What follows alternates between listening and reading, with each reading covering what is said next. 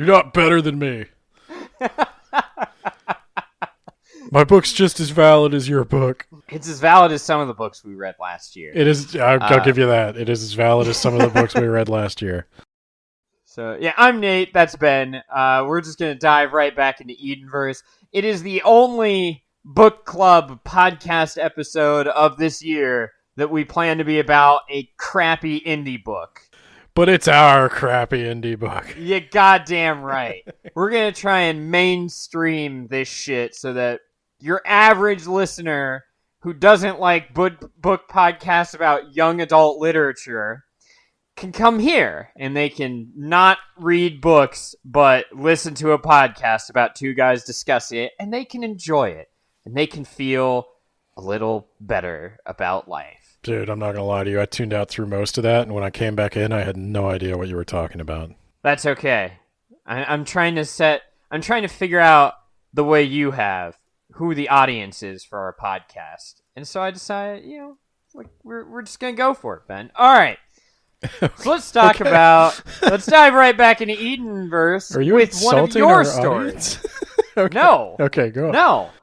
I'm talking about how our audience, we're trying to shoot for people who will listen to a book podcast that isn't just discussing young adult literature or fan fiction on young adult literature.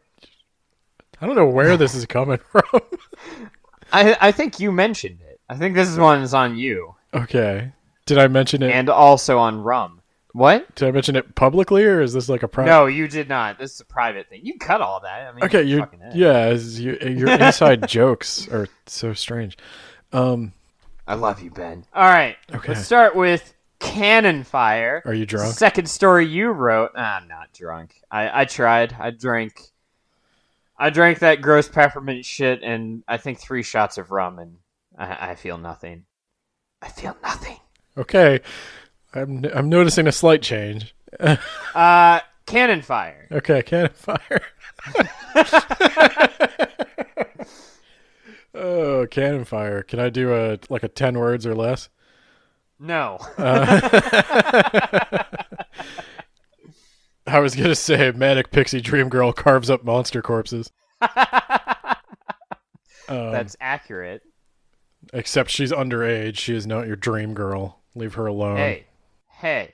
If it's good enough for Edward. Edward Cullen of Twilight. Yes. Yeah. So Cannon Fire is another one of my stories that I kind of like. It is about a girl who lives out in the wilderness of this crazy world where there are all kinds of monsters and demons, and she has figured out how to cut them up and use their body parts, which do not rot for some mysterious reason. That is addressed. I have a reason for that. She uses them to make various weapons, and she's kind of like a Tony Stark plus Hellraiser figure. And she has a pet giant wolf, and that's pretty cool. That's pretty cool. Look, I'm not gonna lie. I would like to be this character. She has giant wolf, and they talk and they hang out and they're best friends. And she winds up meeting a guy who was doing some kind of aerial survey of the region she is in. He crash lands, and together they have to fight off a horde of monsters that attacks her little base. So in the notes you have, Allison is the character of yours that you most like, and you wish you had given her the protagonist treatment that Dave got and sidelined Dave.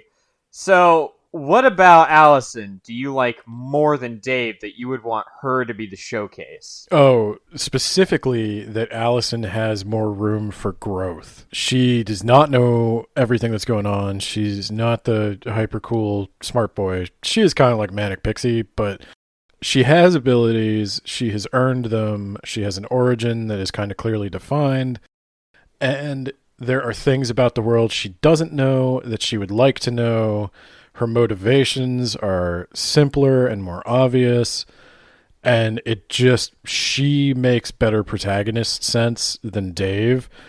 Dave is kind of like the fucked up Gandalf of this world. And Allison is fair. more of like an Aragorn type figure. He's the wise master. Yeah, well, he's the one that knows all the stuff, but he can't be the protagonist because he already knows all the stuff. Like, his journey's kind of over, but hers is just beginning. So I wish I'd given her the protagonist treatment. And am I supposed to get Full Metal Alchemist vibes from this story? Yes, you are. Okay, because I definitely did. Yes, it is not so subtly influenced by Full Metal Alchemist, and she's more like steampunk than cyberpunk. The wolf, though, I mean, like, it's a hodgepodge of tropey anime type stuff. She is definitely more anime than the other characters, but this was where I think I sort of started realizing we were going to be doing serial stuff, and so I wrote a character that was better suited to being in a serial. Well, you did like what I did with the wolves in the Great Wasteland Train, and you're like, I'm going to take that. Are you okay with that? I'm going to use that. Yeah. Were you okay with it? So you did. Yeah, we were fine. Yeah. I don't give a fuck. That's the benefit to having a co-author, is you're not entirely reliant on your own creativity. Speaking of creativity, Manhunt. I love that transition. This is probably my least favorite of the stories I wrote, actually. Can I confess something to you? Yeah? I don't remember this character's name. Alec. Okay. So, this is the third story I wrote. Like I said last time, it was either this one or it was Suicide Mission, where you're like, if it's not done, I think we just call it quits. I think this took like 6 months to come out. Like, we were like, we'll get it done. And then, like, I graduated, and I had to test for my state boards, and I think we got this out in, like, October of that year.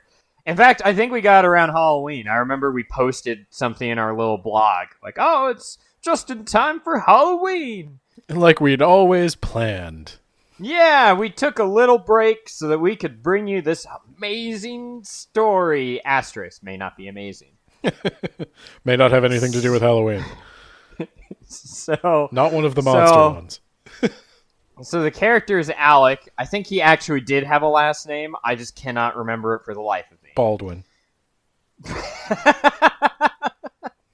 Only if he agrees to play the character in the live-action adaptation of this book that we plan on doing in 2024 on a budget of $500. We should have oh boy, how much do you think we'd have to pay Momo to just animate the whole book?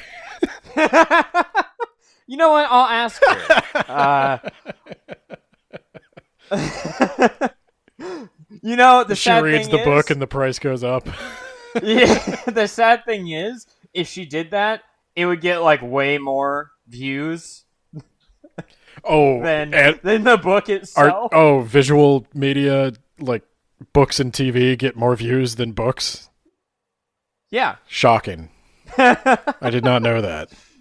How much would you want to animate don't actually make the entire Edenverse book? I put that part in all caps. Ben wants to know just on air. Tell her you've had a little bit to drink. And I've had a little bit to drink, so I'm going for it. What? Okay. Ben says, what? Okay. So, Manhunt.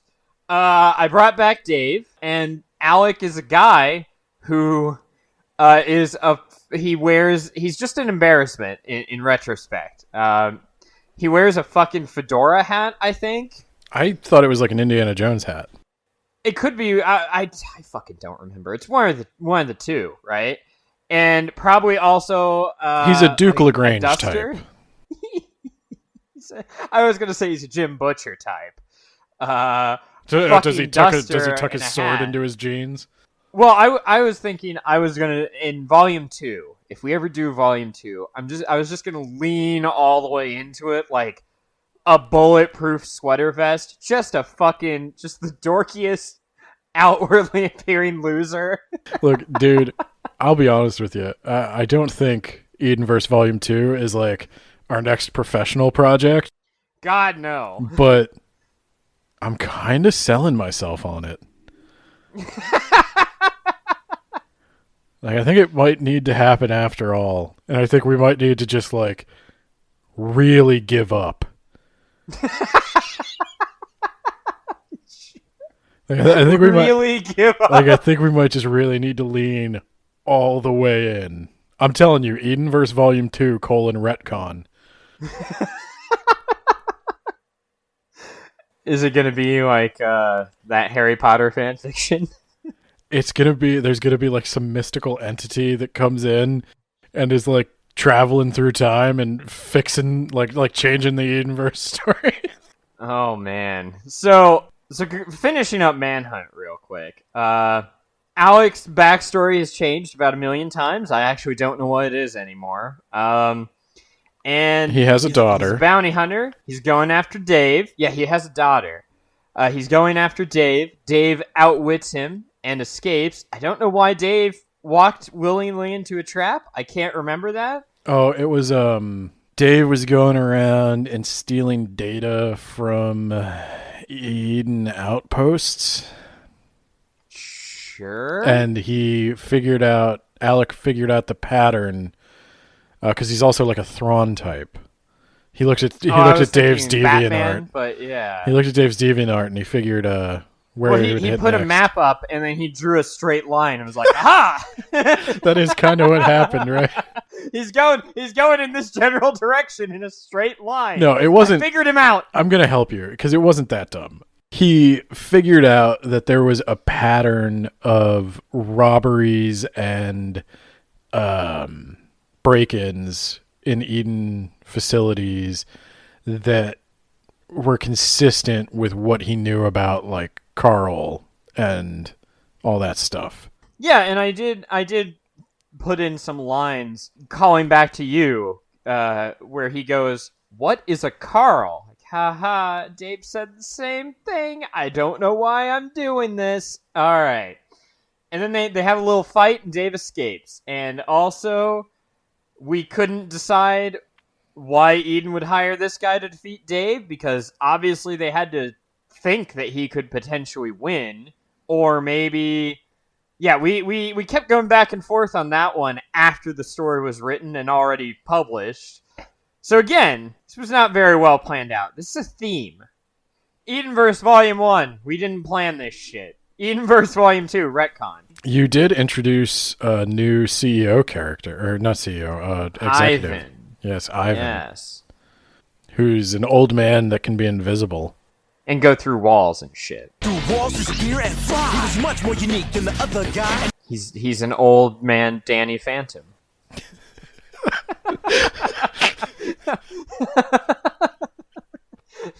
There's your outdated reference. Get Butch Hartman on the horn. I got a pitch.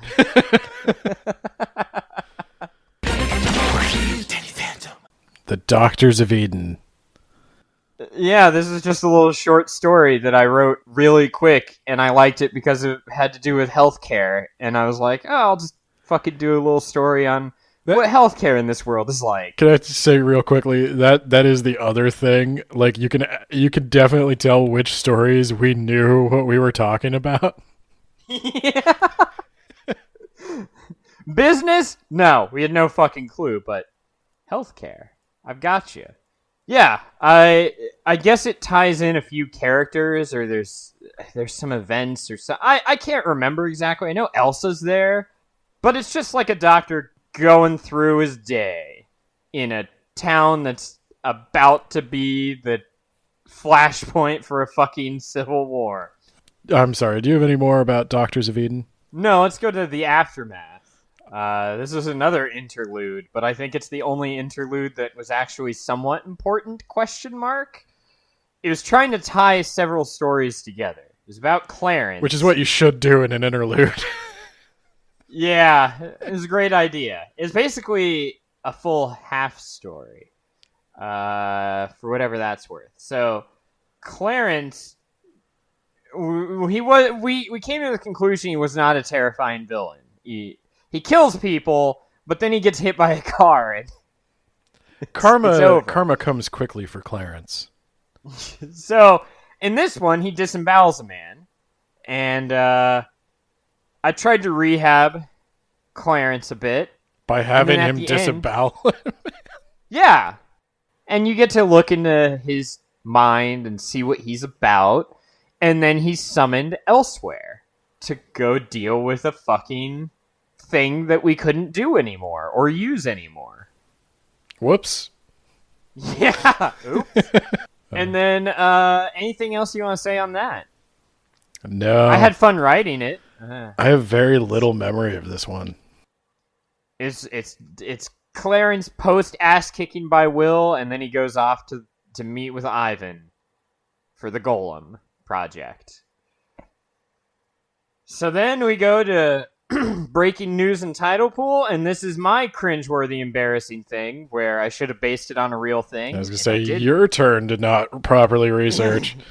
Yeah, and we ended up not like you were like, why did we do this? Like, why would the rebels kill the governor?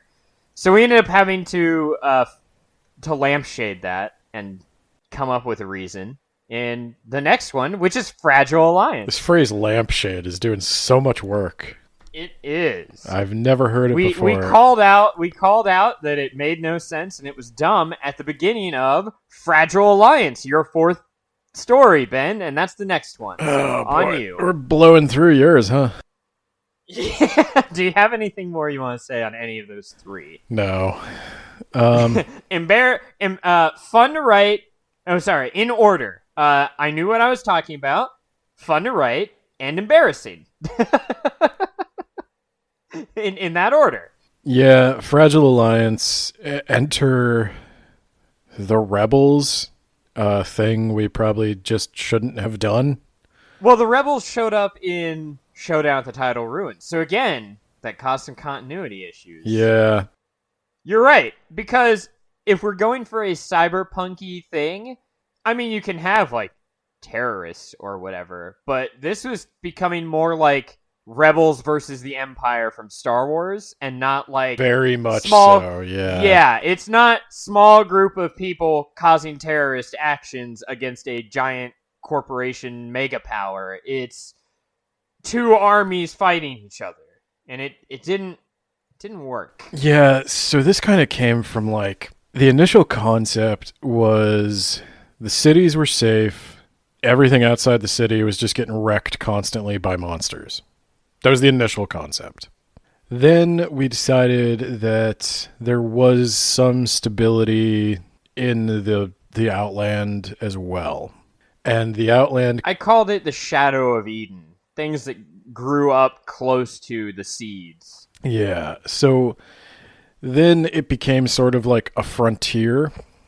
And we wound up developing like frontier political problems where eventually these settlements were so far from civilization that they kind of had their own rules and they were kind of hard to control, and rebellion formed, like open rebellion towards Eden, which was also like a terrorist cell, which was led by Mr. Garrett Royce in this story. It was led by a bunch of different leaders. There were a bunch of takes control at the end. Yeah, so there were kind of like different gangs that, like, there were resistances near each major city, which we called seeds.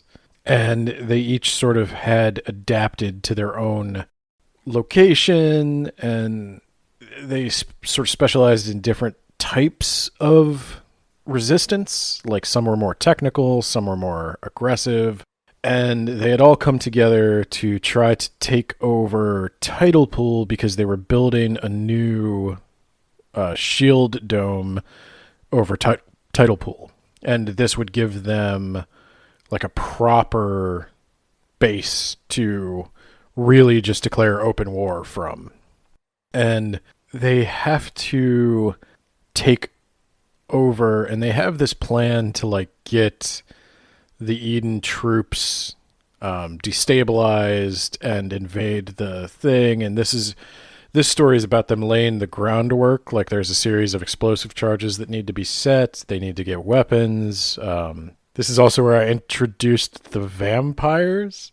Yeah, you actually, so you introduced them earlier in a story that you ended up cutting, and then I used it for the suicide mission story, and so they just became canon. So we didn't have at this point any sentient, intelligent monsters. Everything was sort of animalistic, like mutated animals. They were true just monsters. So the vampires were going to be the first ones that were intelligent and working behind the scenes to stop Eden. Like, they were And to also date underage girls. not in my story. In my like we had conceived them kind of as a different species. Like, it wasn't like you got bit and turned into a vampire. I was kind of using inspiration from George R. R. Martin's Fever Dream, a book that you may have heard of. It's George R. R. Martin's vampire book. Did he finish it? He did. Oh my god. It's one book. It's pretty good. Oh, okay. There it is. Yeah.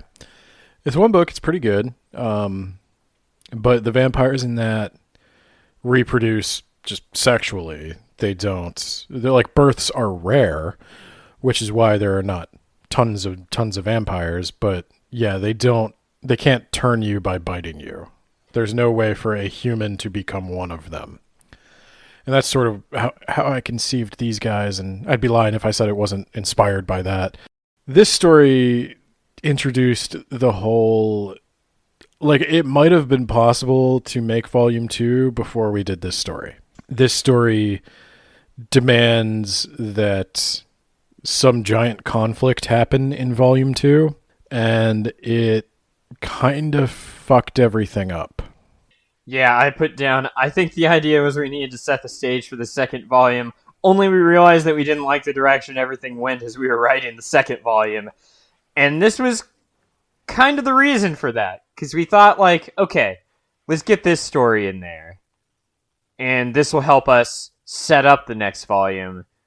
The problem was it took us so long to do the editing and get it published that by the time we were really seriously looking at writing Volume 2, we'd matured, and we didn't want to follow the path we had locked ourselves into.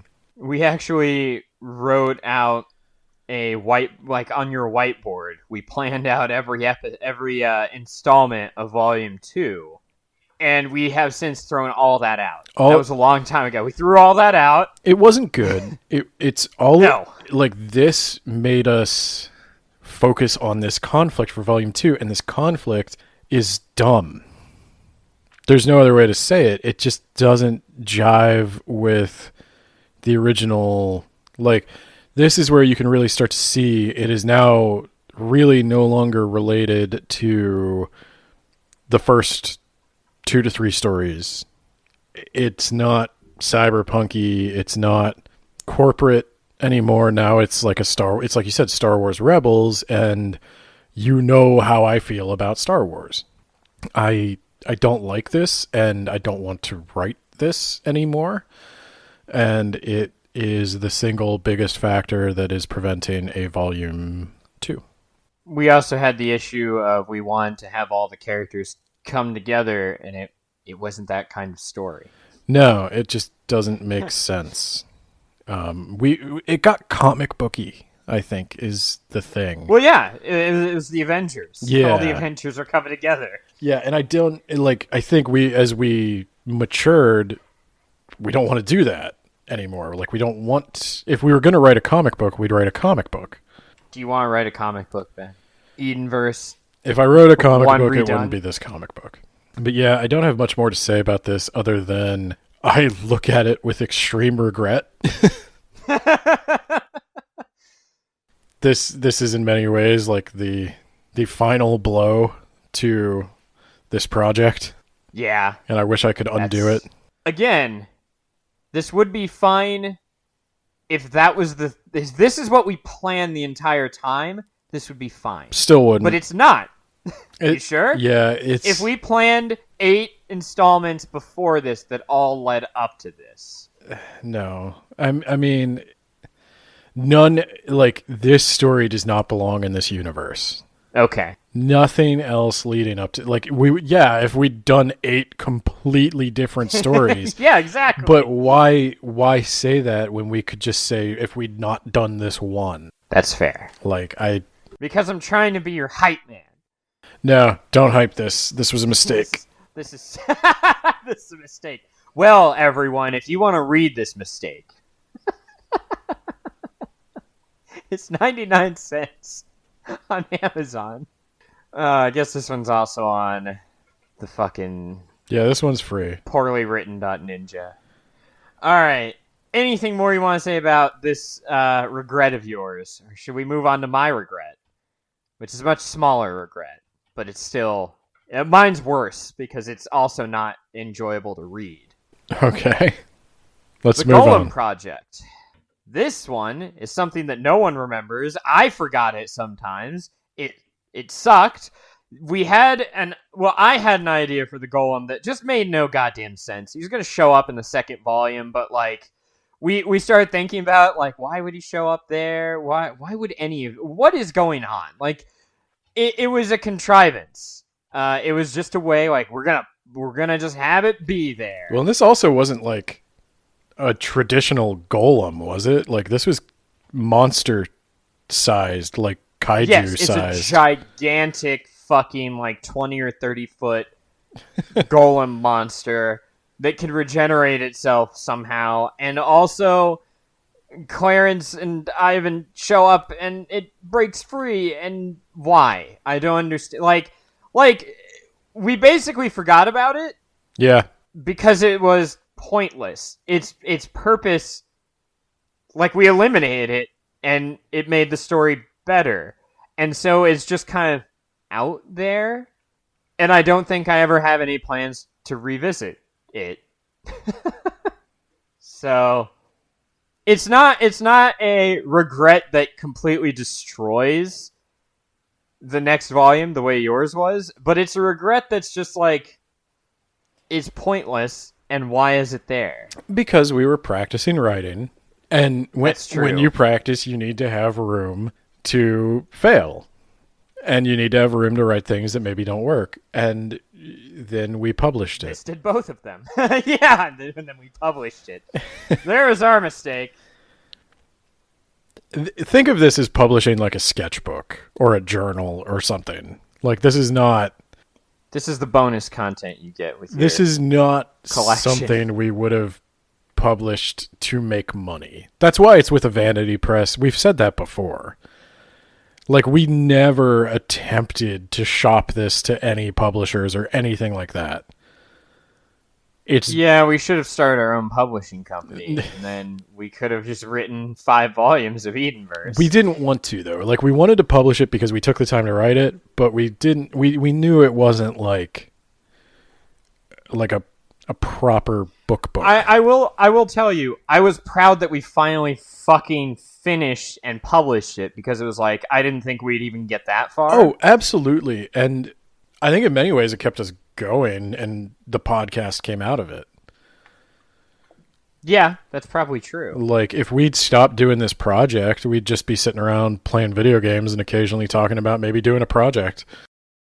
Like, this... This was the proto podcast. This needed to happen, and we learned a ton doing it. We definitely learned a ton about self-publishing and digital publishing. And I think it did make us better writers. It certainly made us better editors.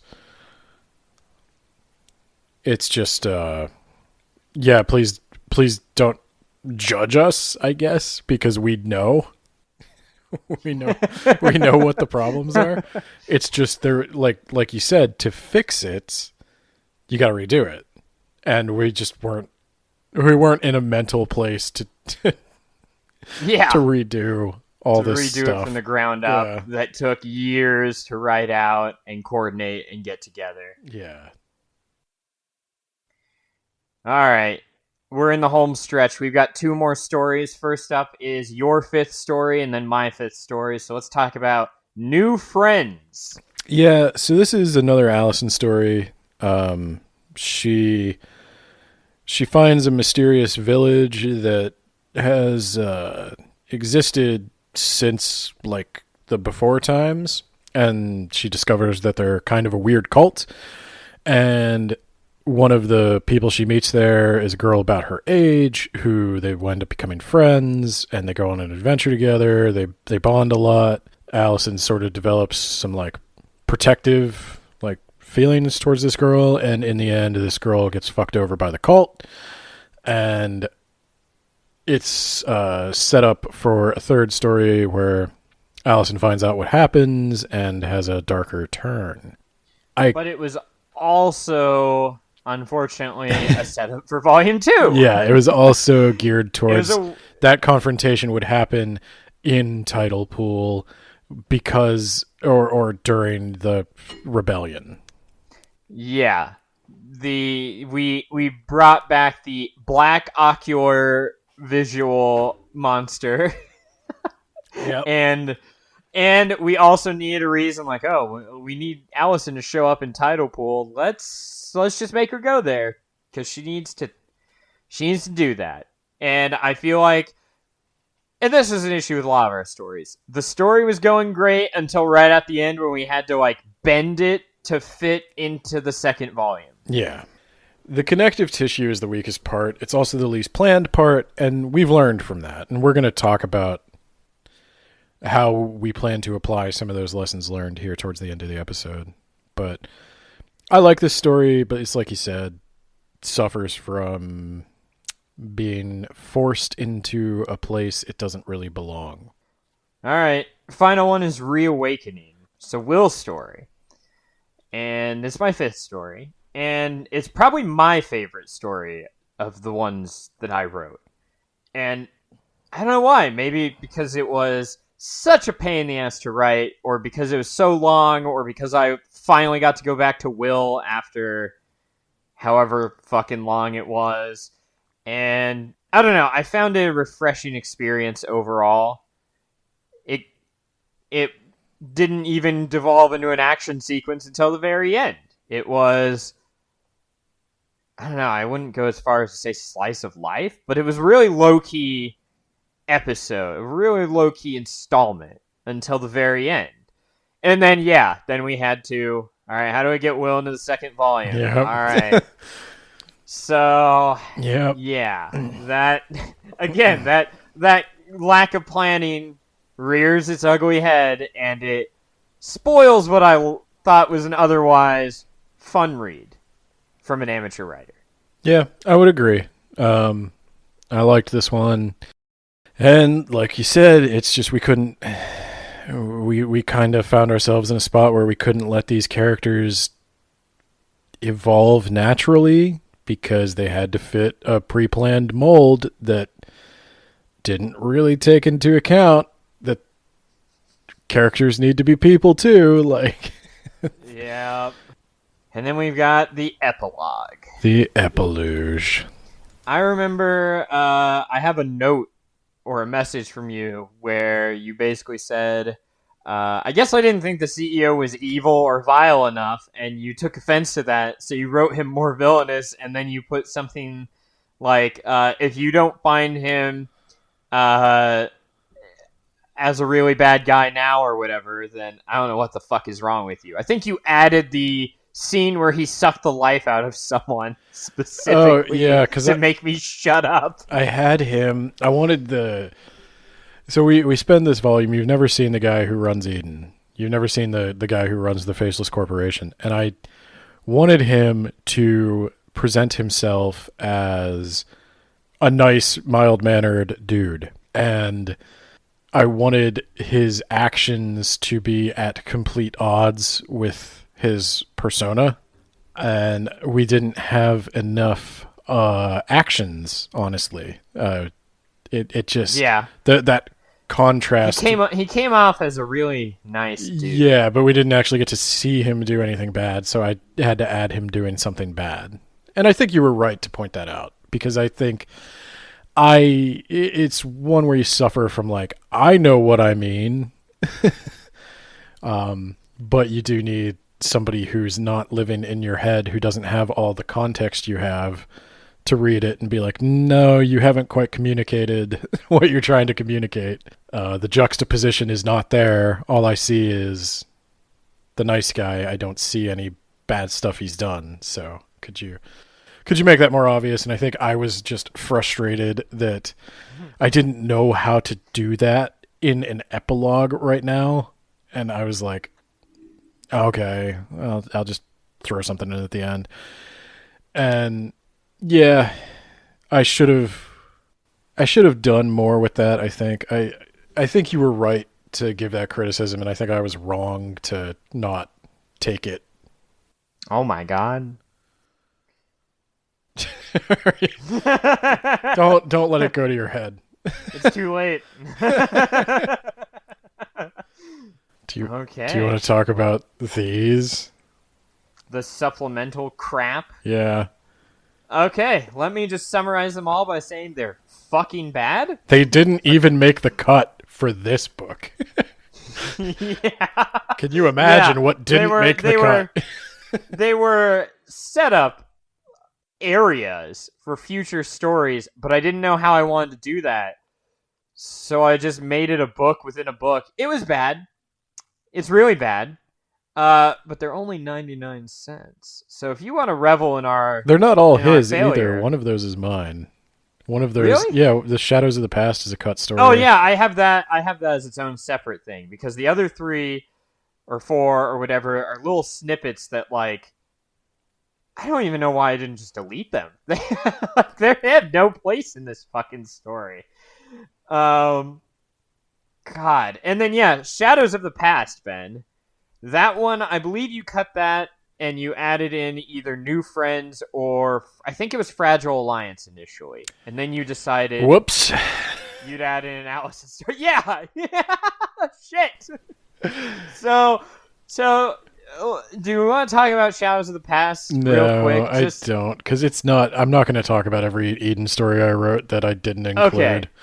Okay. Well, we included this one because it was completed. And of the 2 stories that you wrote that were almost completed, this was the worst of the 2. I really liked your other one. As incomplete as it was a mystery and it adds some suspense. And this one was just not that great. And you even said, like, yeah, I don't have a military background. I shouldn't have written this because I didn't do any research on it. And Yep. yeah. Yeah. Our self-awareness was starting to grow. I was like, you know what? This sucks because I can tell I don't know what I'm talking about. All right. So now, do you want to talk about the future of Eden? Or do we not know that? We just want to say, like, good night, everyone. We're reading Twilight next month. I don't want to talk about the future of Eden specifically. The future of our writing project? Yeah, we could talk about writing projects. Eden is tabled. Let's say Eden Volume 2. Like I said, we met up in person. As we were talking about publishing, we also plotted out the second volume. And then, after a year of no progress, we were like, I think we need to talk about this. I think that the reason we haven't really written is because, we hate it. We hate the direction that we're forced to go in. And so we rewrote the outline, and then we got 100 pages or something on volume 2, and as we were nearing the end, we were like, yeah, this is not what we wanted. Yeah. So we've decided we're gonna shelve Eden. Volume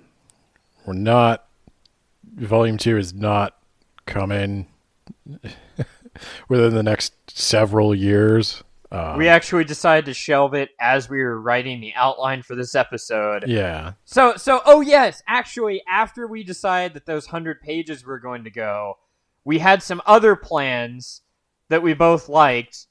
And then, as we were writing this episode, we were like, yeah, let's just put it away. Put it on the shelf for a bit. Yeah, let's do something else. Let's actually take the lessons we learned from doing this and apply them. We'll write a bunch of outlines and manuscripts, and we'll hide it in the attic. And when my daughter comes of age, she'll discover them, and then she'll take up the Edenverse mantle. Leave Brian Herbert alone. I'm gonna say that like tentatively. I'll let you know. I'm reading some of his books now. I'll let you know what I think. Maybe I can make fun of him after. Okay. Yeah. Let me read his book. And then... Is that what we're doing next week? Do you think that the third week of January? Okay. All right. Anyway, so Ben, what else are we talking about? We've decided to tentatively shelve Edenverse. So I don't know how much detail you want to give. We've started working on a new project. I don't. Universe of Eden. No. Go on. I don't. I don't think it is at a stage where we can give a lot of details about it right now. Because if we decide we don't want to do that, we'll look like fucking idiots. Well, everything is subject to change right now. I do think it's going to happen. I do think we're going to do something here. We'll look like those people who write at the end of their stories, give me likes, or I'm not going to write the next installment. I don't know when it will come out. I don't know when I'll have any more information to give you. But we are not just sitting here criticizing people. We are going to try to write something on our own. The biggest lesson we learned from Eden is plan it from the beginning. And if it changes, it changes, but don't work without a plan, especially when you've got two authors on the project, because we need to be in better sync. We need to know who's writing what, when, and where it's going. Yeah, we need to know where it's going, and we need to kind of stick to that. That is the challenge of writing with two people. You can't always just follow the story wherever it leads, or if you see it going in a vastly different direction, you need to immediately communicate with the other person that this is a challenge, and you guys do need to sit down then and figure out what the downstream impacts of that are. So we did learn our lesson. We are working on a new project. It's going to be brand new, started from the ground up. I don't think we're going to be releasing chapters early. I think we're just going to release it. No, because if we release chapters early, we'll fall into the same trap of Eden, and it'll be like, oh, we can't go back and rewrite that because it's already out there. Yeah, we'll have to see what it becomes. We'll eventually release it. I don't know where or how yet. It's very, very new. So that'll be something we chip away at this year. But keep in mind, Nate's having a kid. We do a podcast. It'll probably be a while before you see anything. So, like the stimulus checks. What are the odds everybody will have them by now?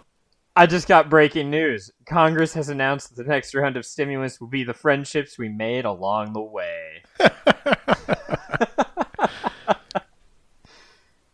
Congress announces the next stimulus will be a free pamphlet on how to pull yourself up by your bootstraps. Become a congressman. Yeah. They don't want that. But yeah, do you have anything you'd like to say about it? I've done most of the talking. No, I think I think that the writing project is something that we just kind of work on in our spare time. Podcast comes first, and of course, our families come before the podcast. So, I would expect to not hear anything until the end of the year at best case scenario. Yeah. Well, and in the meantime, we are going to keep working on the blog. I'm going to keep writing stuff there. It's not going to be fiction, but yeah, if you're really hungry for something to read, we do post. And yeah, if there's anything that comes out of it that I can share with you, I'll let you know. All right. So next month, Ben, we're reading Twilight, Midnight Sun. Indeed, we are. What else do we plug, Ben? We've got a Twitter. We've got a blog. I want to hear you plug it. All right. So we've got a Twitter, okay? And we've got a blog. It's at WAB Pod. There's also our personal Twitters at Creed Nathaniel and at, I want to say, Benbow Swaggins. That's correct. I've never plugged my personal Twitter before, but yes. Oh, okay. We'll cut that out. It is at Benbow Swaggins. No, go ahead. Just cut that. Okay. All right. I don't care.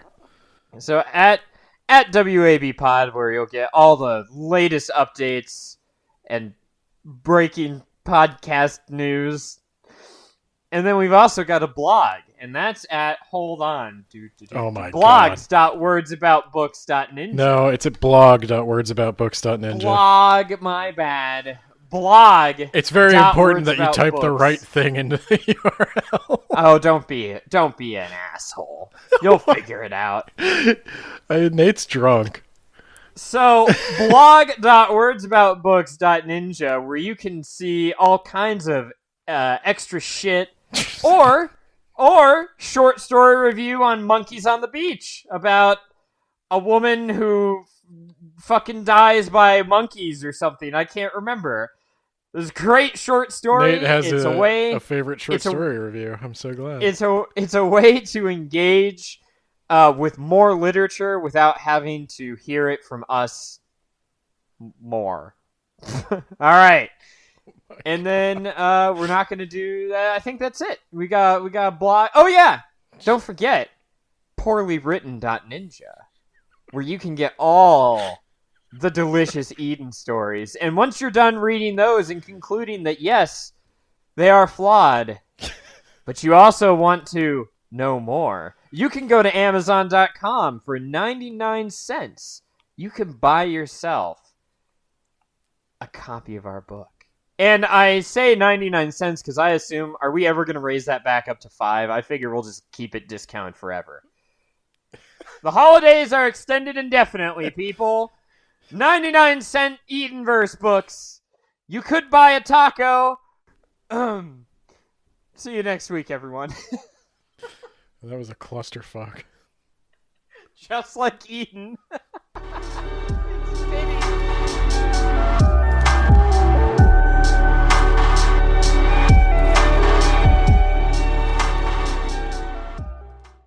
Led by a monster with black eyes. Yeah, I'm gonna try to avoid saying that out loud because it doesn't always sound like dark eyes. Black hole pitted eyes. Black ocular structures. Sometimes if you say it quickly, it doesn't sound like what it is. Oh, yeah. Yeah, go ahead and cut me saying that as well. Bad idea. Yeah. Just actually don't cut it, just censor it so you can't hear it. Oh man. We've hit the off the rails point. So yeah, that's always the funniest Unfortunately, part, we recorded these episodes back to back, so it doesn't make sense that we've hit the off the rails point for the audience. That's always the funniest part, though. Okay. That's when we start jiggling. That is when the jiggling begins.